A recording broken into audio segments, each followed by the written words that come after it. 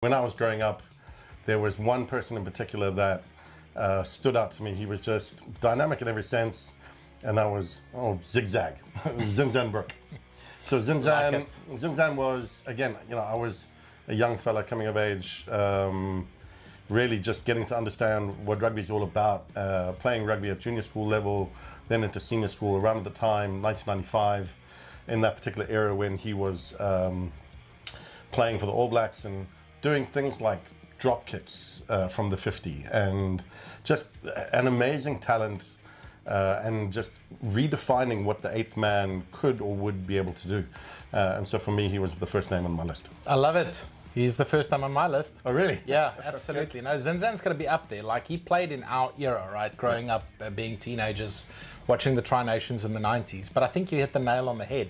He redefined what it means to be a number 8, because he's not your typical number 8. He's not a Dwayne Vermeulen or, a Pierre Spies, big physical, imposing guy. He was athletic, but he had more, He wasn't small by any means. No, he wasn't small. He's a big guy, but he wasn't a brute. He had more guile to his game.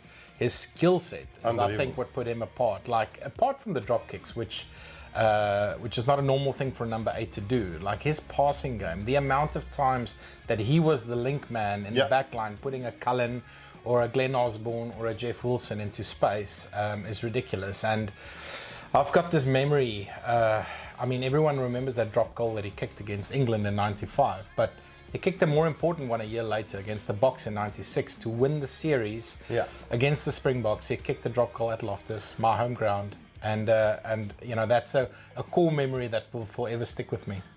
For him to do it once, maybe a fluke, especially, against England, 47 yards, you think, man, he just lost his mind there and thrown a boot at it and it's gone over. He did it 3 times in total. And the last one was probably the best, because he did it in his last test against Wales at Wembley. And the story is, in the lead up to the game, he just, read in the program, he read about, in the match program, he read about Wembley and all the great goals that have been scored there. And he was just thinking, like, I'd like to score a goal at Wembley. That'll be something cool to have against my name. And he just kicked the drop nonchalantly against Wales. And amazing player. I remember when the Springboks came back into international rugby in 92, he scored against us at Ellis Park. He broke our hearts many, many times. Just a fantastic player. 17 tries as well, like 58 caps. So not 100 caps. But 17 tries and 58 caps. It's an amazing return. That's insane. Yeah. That's pretty good. And it's not, if you think about Malcolm Marx, who's got a great try scoring record, it's all of the back of the rolling maul. That's how he scores all his tries, not Zinzan. Zinzan would have scored an open